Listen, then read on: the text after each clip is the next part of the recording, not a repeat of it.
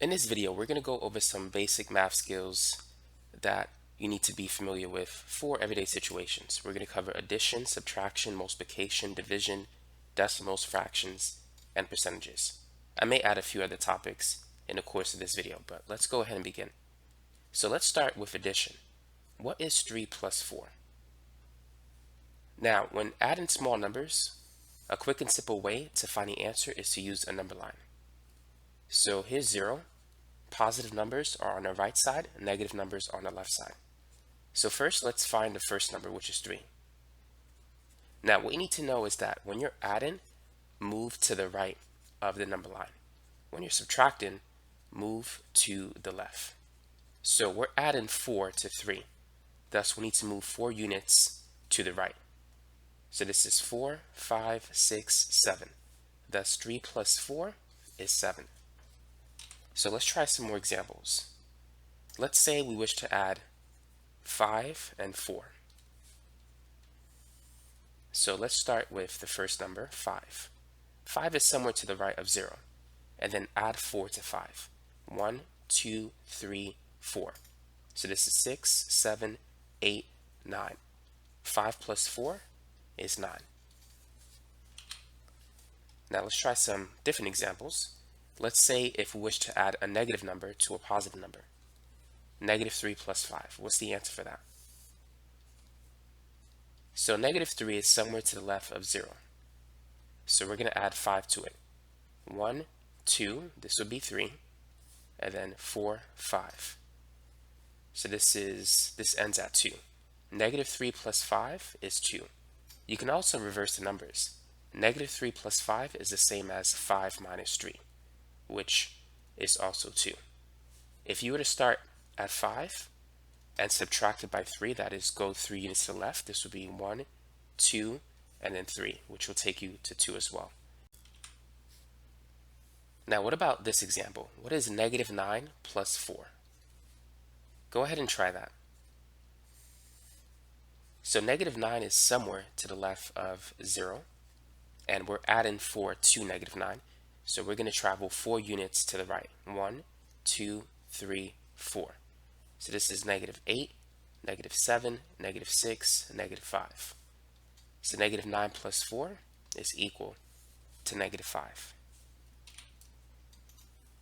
Now what about 4 minus 7 and also 5 minus 3?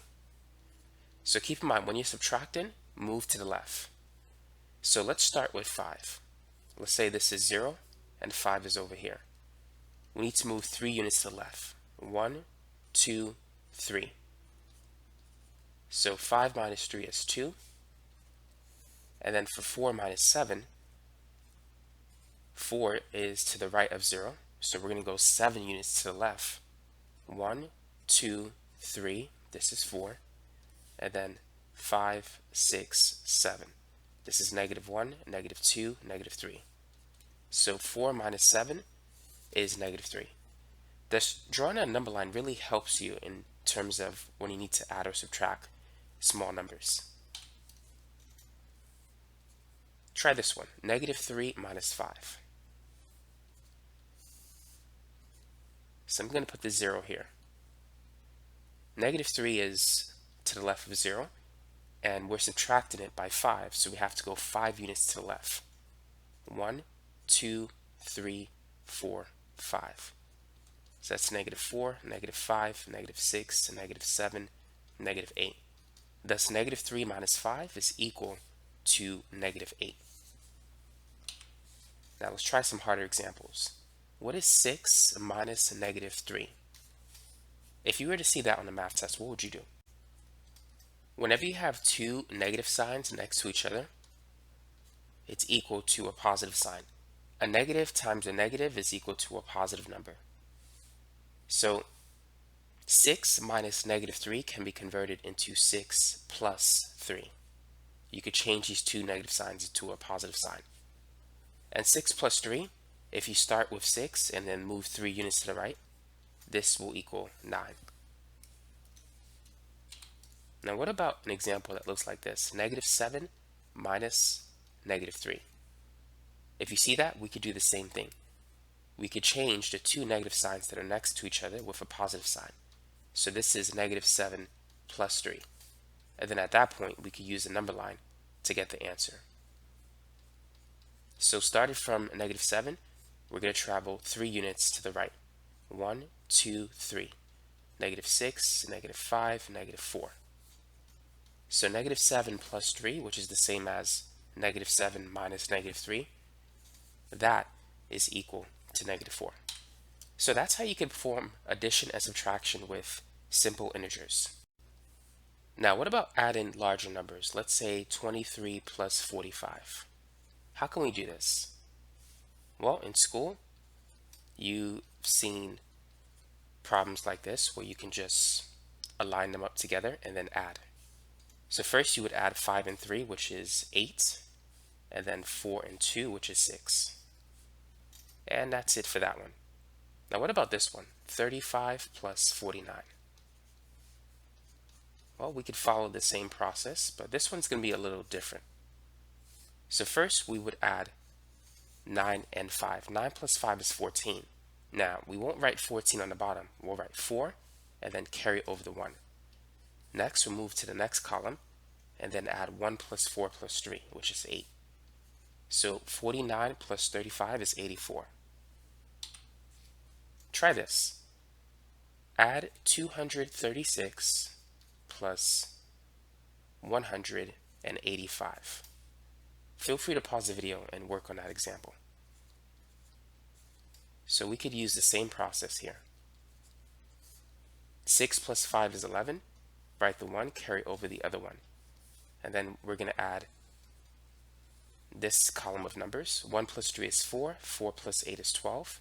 Write the 2, carry over the 1. And then 1 plus 2 plus 1 is 4. So 236 plus 185 is 421. And when working out these problems, it's good to check your work to make sure you have it right. So you can take a calculator and just type in 236 plus 185 and just make sure that you have the right answer. So that's how you could do addition with larger numbers. Now let's consider subtracting large numbers.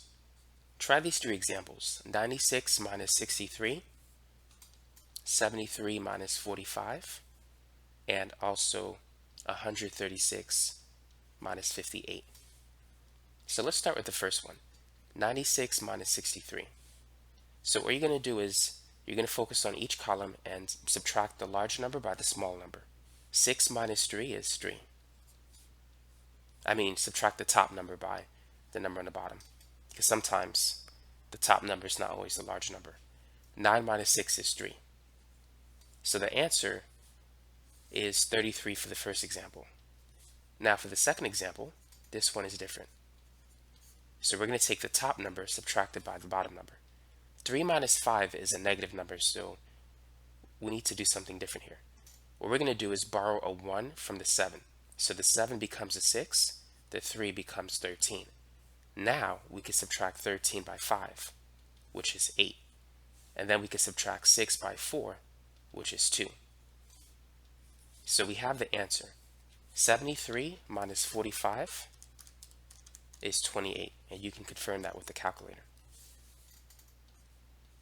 Now let's move on to the next one. 136 minus 58. So once again, we need to borrow a 1 from the 3. This becomes a 2. The reason for that is 6 minus 8 is negative, so we need to borrow a 1. Thus the 6 becomes a 16. Now we can subtract 16 by 8, which will give us 8. And we can't subtract 2 by 5 because that's going to give us a negative number. So we need to borrow a 1. That becomes 0. This becomes 12. 12 minus 5 is 7. So 136 minus 58 is 78. Thus, that's how you can subtract large numbers. And now you know how to borrow a 1 when needed. Now let's move on to the next topic of discussion, and that is multiplication. So let's say if we want to multiply 4 by 3. You could write it that way. This also means multiplication. That's 4 times 3. Or you could put an x in the middle. All of these are different ways to represent multiplication. But what is 4 times 3? Multiplication is repeat addition. So 4 times 3 means that you're adding 4 3 times. It also means that you're adding 3 4 times. You could view it both ways. 4 plus 4 is 8, and then 8 plus 4 is 12. 3 plus 3, that's 6, and adding the other two threes on the right, that's 6. 6 plus 6 is 12. In both cases, you get the same answer. So that's multiplication, repeat addition. Now let's say if we want to multiply 7 by 3. Now, you can add 7 3 times, or you can add 3 7 times. It's easier adding 7 3 times, so I'm going to go with that route. 7 plus 7 is 14, and 14 plus 7 is 21. And so that's 7 times 3. So this method helps you to understand how multiplication works. It's simply repeat addition. But nevertheless, I recommend that you memorize the multiplication table up to 12. So it might be wise for you to go to Google Images, look up the multiplication table up to 12 times 12, and just memorize those values, because that's going to help you when multiplying other numbers such as 8 times 6 or 9 times 5 or 7 times 4. It's good to memorize the answers for these. It'll make math a lot easier. But if you don't want to memorize it, you could do it the hard way, which is writing it out. For instance, let's say if you want to multiply 8 by 6. So the best thing to do is add 8 6 times instead of adding 6 8 times. So 8 plus 8 is 16. So this is 16 here, that's 16, and that's 16. Now 16 plus 16 is 32, and 32 plus 16 is 48. So 8 times 6, which is the same as 6 times 8, that's 48. I definitely think it's wise that you commit the multiplication table to memory, for those of you who really want to learn this. Now let's talk about multiplying large numbers. What is 16 times 7? Well, one technique you could use is long multiplication. First, you can multiply 6 times 7, which is 42. What you need to do is write the 2, carry over the 4, and then multiply 7 times 1, which is 7, and then add the 4. 7 plus 4 is 11. Thus, 16 times 4 is 112. Another way in which you could do this is you could break up 16 into two numbers. 10 plus 6 is 16. And then you could use the distributive property. 10 times 7 is 70, and 7 times 6 is 42. And so you're adding 70 and 42 together, which is 112. So that's another way in which you can get the same answer. Now what about 20 times 17? What's the answer for that? Now sometimes you could use money to represent math. If you had 17 $20 bills, how much money do you have? So imagine 5 $20 bills.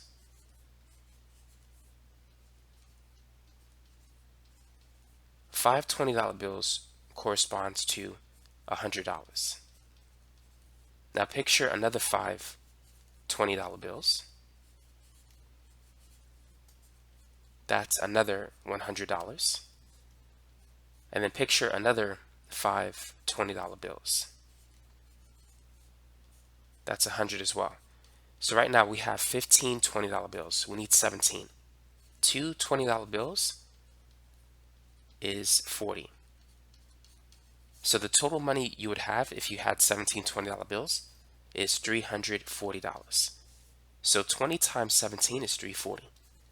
So you could use money to help you multiply two numbers.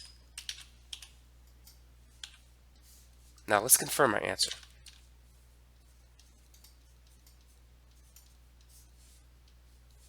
Seven times 0 is 0. And then 7 times 2 is 14. Now, before moving to the 1, we need to add another 0. 1 times 0 is 0, and then 1 times 2, that's 2. And then we add 0 and 0 is 0, 4 plus 0 is 4, 2 plus 1 is 3. And so we get 340. Now let's work on multiplying large numbers. What's 136 times 54? Feel free to pause the video if you want to work on this example. So first we're going to multiply 6 by 4. 6 times 4 is 24. We're going to write the 4, carry over the 2. And then 4 times 3 is 12. Plus 2, that's 14. So we'll write the 4, carry over the 1. And then 4 times 1 is 4 plus 1, that's 5. Next we're going to add a 0. And then we're going to multiply 5 and 6. 5 times 6 is 30. Carry over the 3. And then 5 times 3 is 15, plus 3, that's 18. So we'll write the 8, carry over the 1. And then 5 times 1 is 5, plus 1, that's 6. So this is what we get. Now we need to add. 4 and 0 is 4. 5 plus 8 is 13, carry over the 1. 6 plus 1 is 7.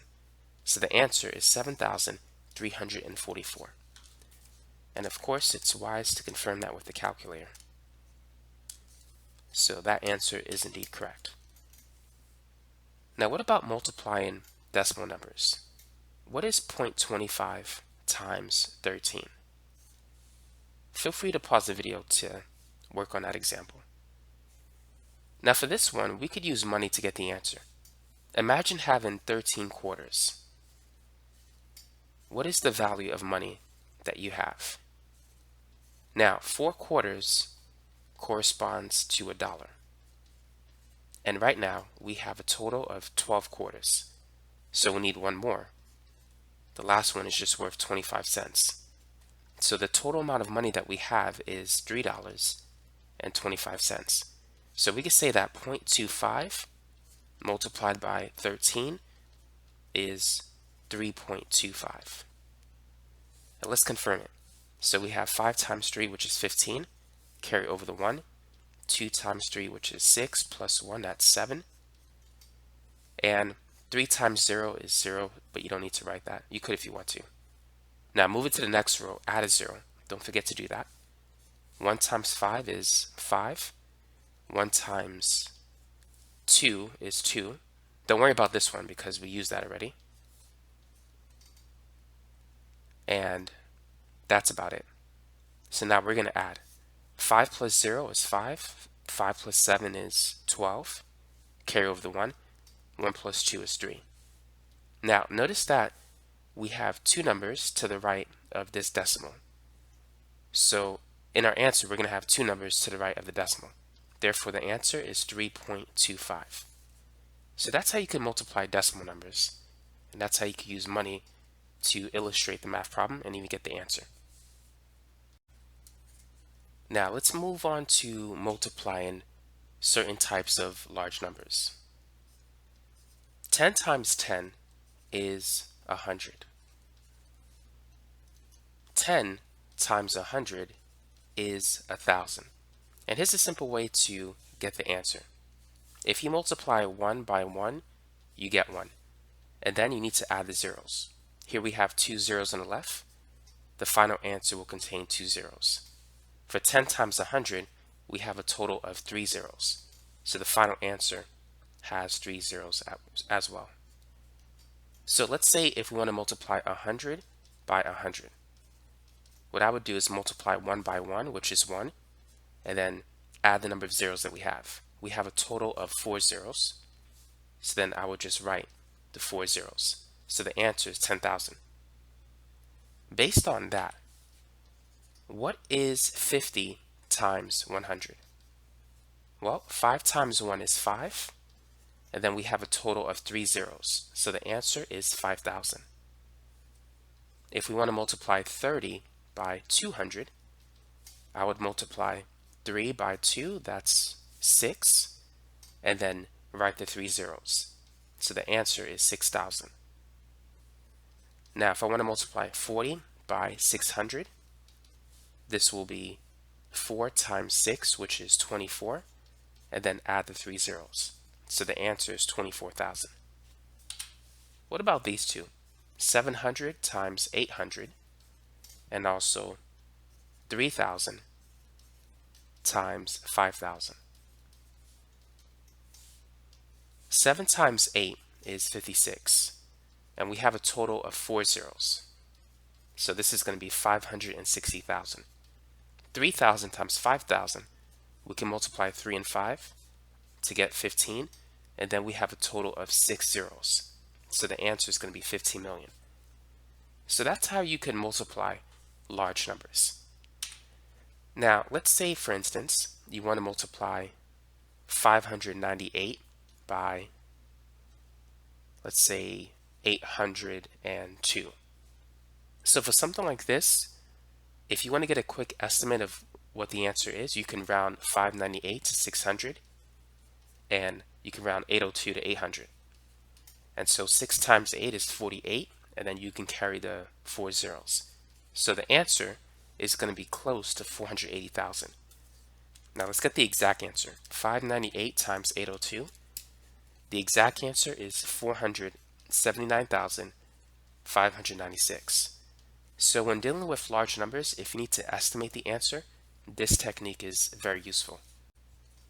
Now let's talk about division. Let's say if we want to divide 63 by 9. How can we find the answer? Now what you need to know is that division is the opposite of multiplication. By the way, you can also rewrite this problem like this, as a fraction. So 63 over 9 is the same as 63 divided by 9. Now to find the answer, ask yourself, 9 times what number is equal to 63? And this is one of those situations where it would help you if you know the multiplication table. So 9 times what number is 63? So using the multiplication table, 9 times 7 is 63. Therefore, 63 divided by 9 is 7. And so that's how you could divide numbers. If you know your multiplication table, you can use that to find the answer to division problems like these. So here's another example. Let's say we want to find 36 divided by 4, which is the same as 36 over 4. What is the answer? So 4 times what number is 36? That's the question. Well, we know that 4 times 9 is 36. So 36 divided by 4 is 9. Now what about 28 divided by 4? What's the answer? 4 times what number is 28? The answer is 7. 4 times 7 is 28, so 28 divided by 4 is 7. And that's how you can perform basic division. Now let's work on some examples where we're using larger numbers. Let's say if we wanted to divide 200 by 5. What is the answer? Well, it helps to think of 200 as 20 times 10. 10 divided by 5 is 2. So what we have left over is 20 times 2. And then 20 times 2 is 40.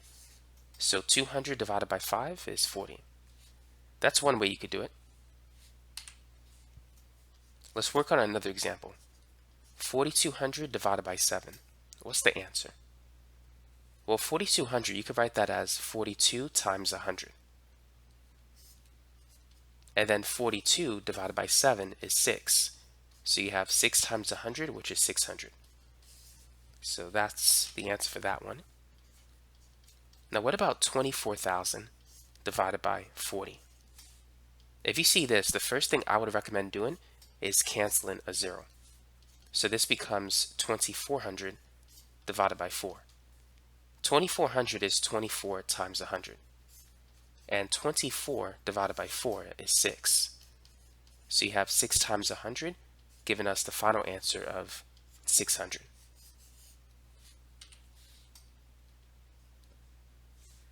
Let's work on one more example.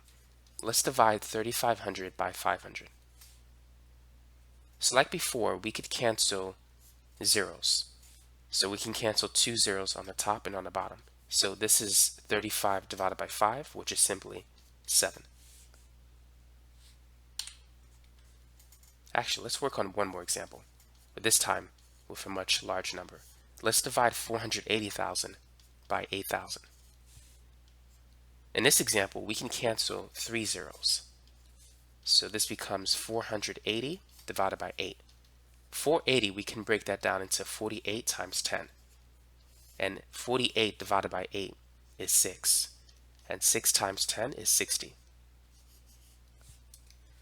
So that's how you could divide large numbers. Now what about this example? Let's say if we want to divide 38 by 5. 5 doesn't go evenly into 38. In this case, we're going to get a decimal. This is also known as an improper fraction. To convert the improper fraction into a decimal, you could use long division.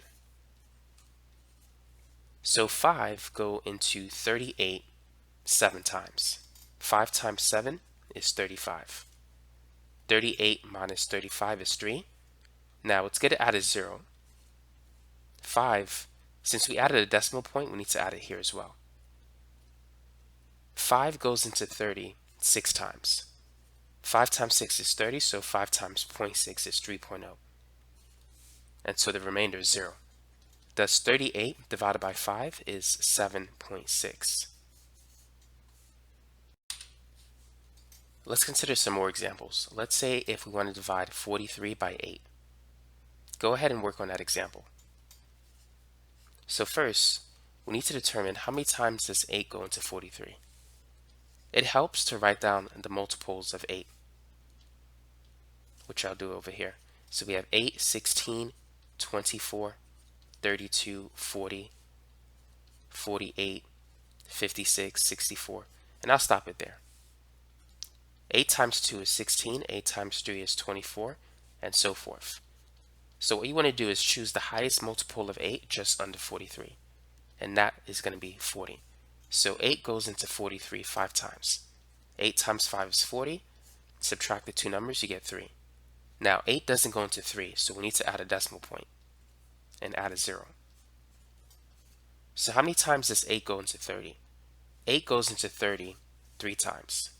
If 8 times 3 is 24, 8 times 0.3 is 2.4. Subtracting these two numbers, we get 0.6. Next, we need to add another 0. 8 goes into 60 7 times. 8 times 7 is 56. So the difference between 60 and 56 is 4. Add another 0. 8 goes into 40 5 times. And this gives us a remainder of 0. So 43 divided by 8 is 5.375. So that's how you could divide fractions if the denominator doesn't go evenly into the numerator. And that's also how you can convert a fraction into a decimal. Now let's talk about add-in fractions with different denominators. I won't spend too much time talking about this topic, but for those of you who want more information on add-in and subtracting fractions, multiplying and dividing fractions, or even converting a decimal back into a fraction, check out the links in the description section below. I'll be posting more video content there. You could also visit my website, www.video-tutor.net. On that website, you'll find the playlist that I have on math, algebra, trig, pre-calc, calc, chemistry, physics, and other topics that you might be taking like statistics and trigonometry. So feel free to take a look at that website and the links in the description section below. Now let's talk about adding fractions with unlike denominators. How can we add these two fractions? Well, we need to get a common denominator. To do that, multiply the second fraction by the other denominator, 3. And if you multiply the denominator by 3, you need to multiply the numerator by 3 as well. Now for 2 over 3, we're going to multiply that fraction by the other denominator, that is by 4 over 4. So this will help us to get the same denominator. At the same time, the value of the fraction doesn't change. 4 over 4 is 1. If you multiply 2/3 by 1, it remains 2/3. 3 over 3 is 1. Multiplying 3/4 by 1, the value of the fraction stays 3/4. 4 times 2 is 8. And then 4 times 3 is 12. 3 times 3 is 9. And 4 times 3 is 12. So notice that 8 over 12 and 2 over 3, they have the same value. 8 over 12 reduces to 2 over 3. But now, these two fractions have the same denominator. As a result, we can add the numerators of the two fractions. 8 plus 9 is 17, so the answer is 17 over 12. That's the answer as an improper fraction. To convert this into a mixed number, you can break down 17 into 12 and 5. 12 plus 5 is 17. 12 divided by 12 is 1. So you get 1 plus 5 over 12, and you could write that as 1 and 5/12. So that's a simple way of how you can convert an improper fraction into a mixed number. An improper fraction is a fraction where the numerator exceeds the value of the denominator. Now let's talk about subtracting fractions. So let's say we have 4 over 5 and we wish to subtract it by 1 over 7. What do we need to do here? Just like before, when we were adding fractions, we need to get common denominators. So we're going to multiply the first fraction by the other denominator, that is by 7 over 7. And we're going to multiply the second fraction by the first denominator, that is by 5 over 5. 7 times 4 is 28, and then 7 times 5 is 35. 1 times 5 is 5, and the bottom is going to be 35 as well. So now that we have the same denominator, we can now subtract the numerators of the two fractions. So 28 minus 5 is 23. So the final answer is 23 over 35. Now the numerator is less than the denominator, so this is not an improper fraction. So thus this is our final answer. Now the last concept that we're going to cover in this video is percentages. Let's look at this problem. John's restaurant bill is $80. How much money should he leave on the table if he wishes to tip 20%? Now sometimes if you're at a restaurant and you want to decide how much you want to tip, it's good to do some mental math. You don't always have a calculator with you. Now granted, you could use your cell phone, but this is a good instance where it's good to know mental math in order to get like a ballpark figure if you want to tip 15% or 20%, which is what is customarily given for tips.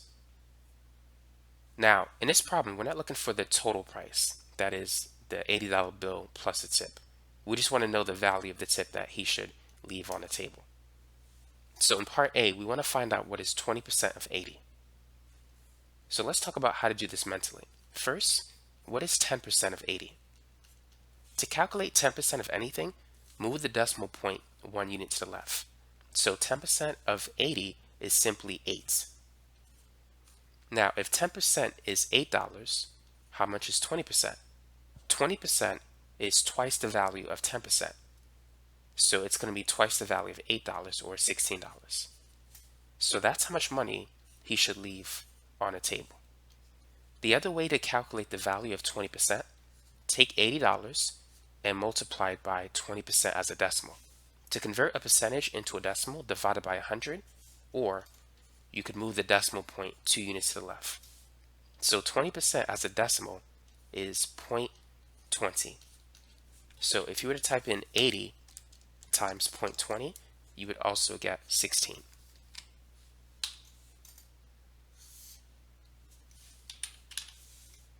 Now let's move on to part B. What is 15% of $80? So if he wants to give a 15% tip, how much money should he leave on the table?